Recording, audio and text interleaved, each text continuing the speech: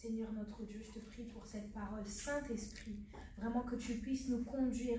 Encore une fois, nous voulons nous plonger dans ta parole, que ta parole puisse nous laver, nous transformer, nous toucher dans le nom puissant de Jésus-Christ. J'ai ainsi prié. Amen. Amen. Amen. Veuillez vous asseoir.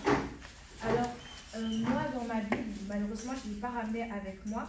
Comme je disais dans la modération, la parole disait que tu puisses prospérer à tout égard à l'image de ton âme.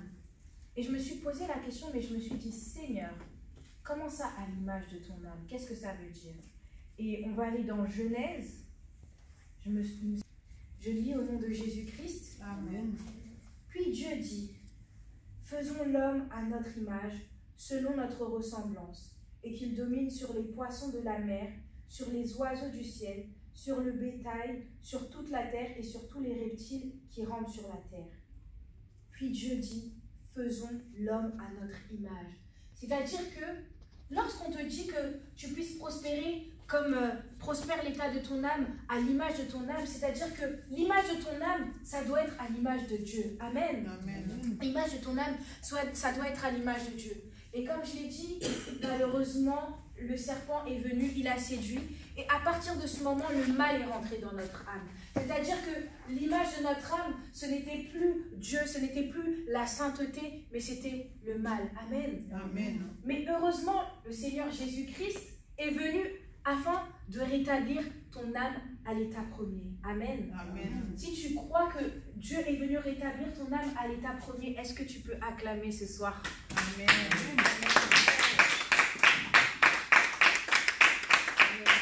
En plus, je ne sais pas si c'est prophétique, mais bon, pasteur, j'avais oublié le pasteur, on n'est que des femmes.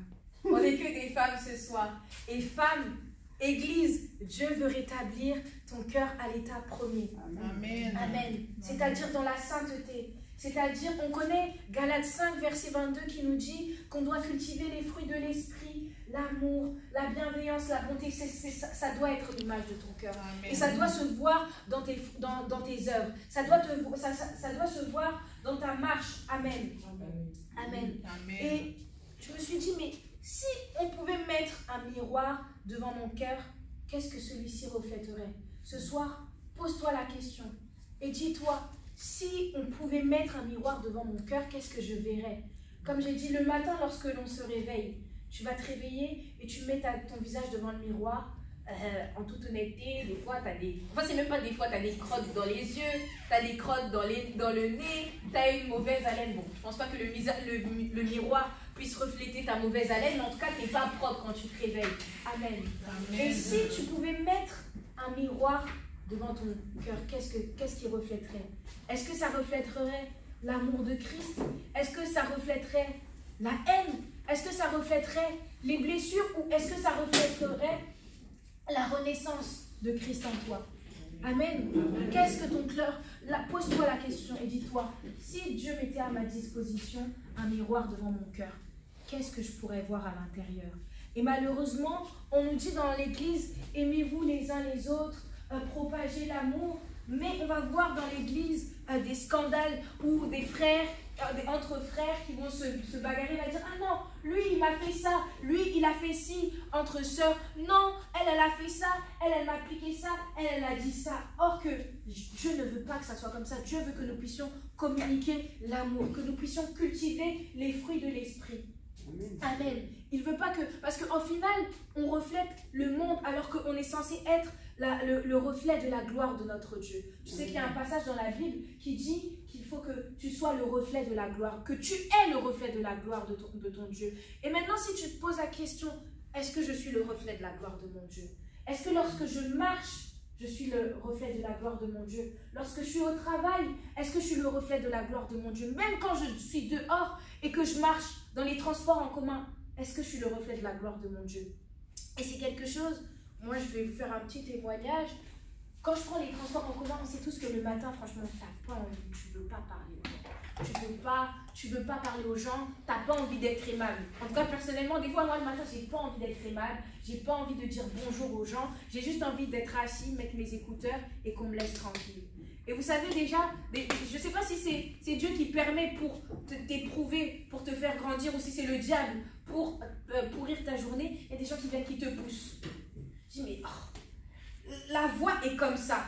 Je suis là, tu es là, mais tu viens me bousculer. C'est quoi ton problème? Il y a des gens que tu ne comprends pas. Tu es là, il est là, mais il va venir te bousculer ou le train est vide, mais il vient devant toi. Et en plus, moi j'ai l'habitude, je sais pas, quand je fais les longs trajets, j'aime bien être sur le côté et m'accouder et étendre mes jambes pour être à l'aise, quoi. Parce que, attends, le Joux-le-Moutier jusqu'à Paris, c'est pas 10 minutes. Des fois, c'est 1h30.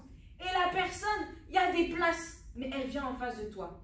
Maintenant, comment tu réagis en tant que le reflet de la gloire de ton Dieu? Moi, j'assume. Parfois, voire très souvent, voire 99,9% du temps, je fais... Je souffle et je veux transmettre à cette personne qui vient s'asseoir en face de moi mon mécontentement. Mais Dieu m'a fait comprendre, et c'est même moi plusieurs fois je le disais, non, même lorsqu'on est dehors, on doit voir que Dieu agit au travers de nous, que Dieu est au travers de nous. Mais maintenant, Merveille, quand tu souffles, peut-être que tu sais pas, le fait que tu souris à cette personne, que tu poses ton regard sur cette personne, ça peut lui faire du bien. Peut-être que si je ne sais pas, si tu fais comme si ça ne te dérangeait pas, peut-être que la personne, il y a déjà des esprits de rejet, elle se sent déjà rejetée, et elle va dire, Seigneur, je viens m'asseoir sur le train, la personne que je ne connais pas, même elle me rejette, mais au final c'est quoi? Tu vois ce que je veux dire? L'impact que tu as, l'impact que tu peux avoir dans la vie d'une personne que tu rencontres une seconde. Est-ce que ton cœur reflète la gloire de Dieu? Est-ce que ton comportement reflète la gloire de Dieu? Est-ce que tu reflètes la gloire de Dieu? Amen. Même dans nos familles, est-ce que tu reflètes la gloire de Dieu? Dans ton travail, ton patron te dit, ah, Judith, il n'y a pas de Judith dans notre église. Judith, fais tel travail, et toi tu roules les yeux. Mais est-ce que c'est un témoignage? C'est un témoignage pour les gens qui t'entourent. Est-ce que on peut dire que tu as un témoignage vivant? Est-ce que tes collègues païens peuvent dire que non, ah vraiment, même au travers de la manière comment tu travailles, tu dois être le reflet de la gloire de Dieu. Amen. Si on pouvait mettre un miroir devant ton cœur, qu'est-ce que celui-ci reflèterait-il? Amen. Amen. Et on va prendre Jacques 1, verset... Jacques 21.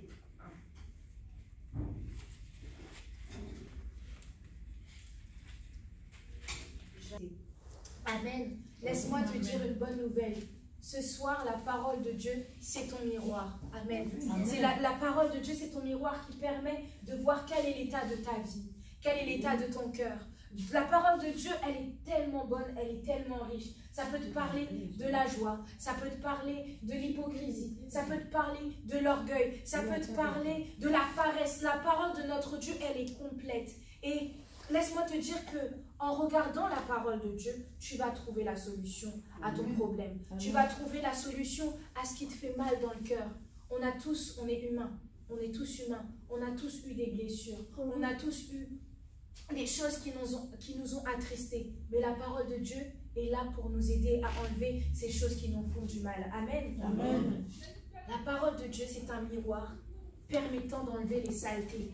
Amen. Amen. La parole de Dieu est un miroir qui permet d'enlever ces saletés, ces crottes de yeux, ces crottes de nez. La parole de Dieu est même capable d'enlever la mauvaise haleine. Amen. Amen. La parole de Dieu est capable d'enlever toutes choses. Tu n'es pas assez sale pour ton Dieu. Amen. Dieu n'est pas venu pour les gens parfaits, pour les gens maniaques, pour les gens qui sont propres de 24 heures jusqu'à 24 heures. De toute façon, il n'y a personne, même la personne la plus propre, il y a bien un moment où elle est sale. Mais laisse-moi te dire que la parole de Dieu, lorsque tu te plonges dedans, elle peut te laver. Amen. Amen. Il faut se plonger dans la parole de Dieu. Qu'est-ce que ça veut dire se plonger dans la parole de Dieu? On nous dit dans Josué 1, verset 8, médite cette parole-là jour et nuit. C'est ça, se plonger. Lorsque tu te plonges dans un film, des fois on est là, on se plonge. Non, on est là, on se plonge dans des films. Franchement, moi la première, je prends exemple de moi. Je suis vraiment quelqu'un de très sensible. Je me rappelle un jour, on était à l'époque quand on avait le bureau à côté. Je regardais une série et puis j'étais tellement plongée dans la série que je me suis mise à pleurer.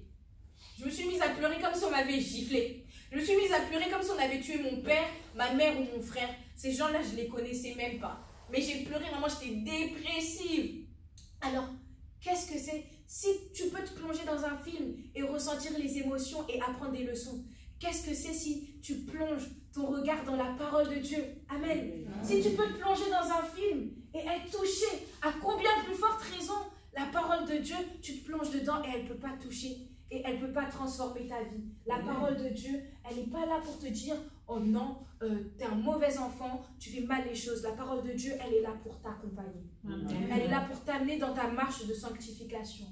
Elle est là pour t'accompagner dans cette course que nous courons tous pour avoir la couronne qui n'est pas corruptible, qui est le salut. Amen. La parole de Dieu, elle est là pour ça. Il faut se plonger dans la parole de Dieu. Arrête de te plonger dans la vie des autres. Tu ne gagnes rien. Te plonger dans la vie des autres, tu vas gagner des ragots.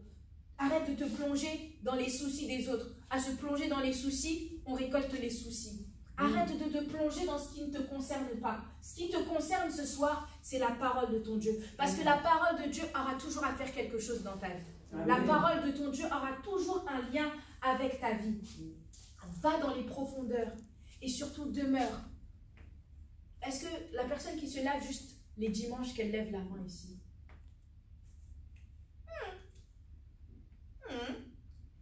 D'autres personnes ne se lavent juste le dimanche. Amen. On se lave tous les jours, ou en tout cas, on essaye d'être fréquent, mais tu ne te laves pas juste le dimanche.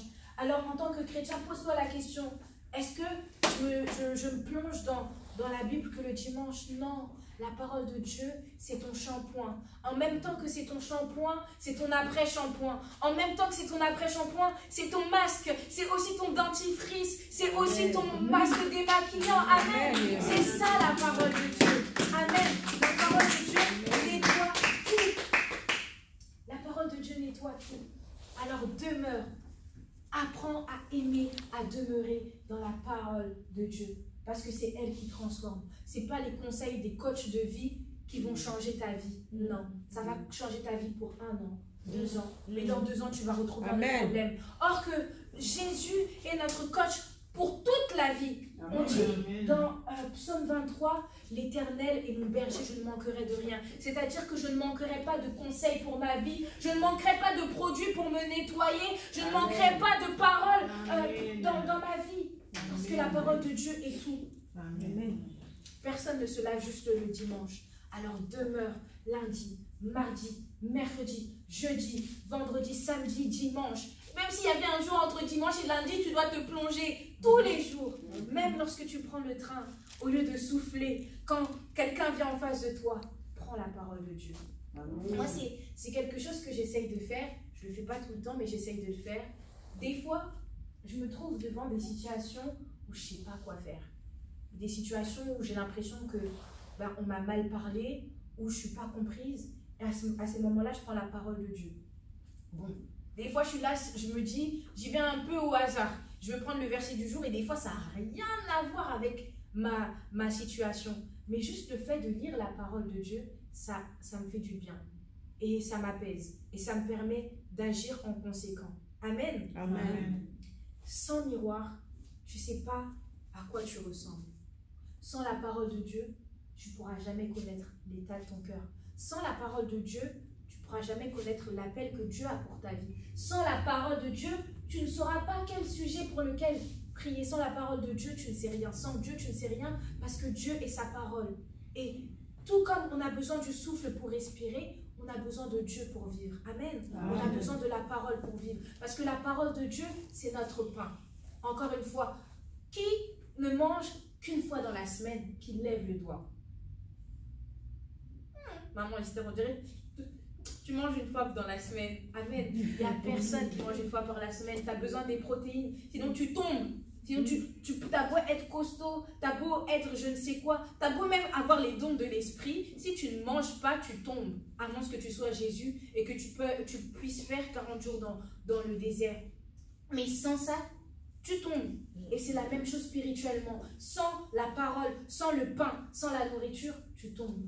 Tu tombes dans le péché. Tu tombes dans la médisance. Tu tombes dans la médiocrité. Tu tombes dans les bassesses, dans la jalousie. Tu tombes dans les histoires des autres. Et c'est là où tu te plonges dans la vie des autres. Et la vie des autres, ça commence à devenir ta parole. Amen. Amen. Non, non.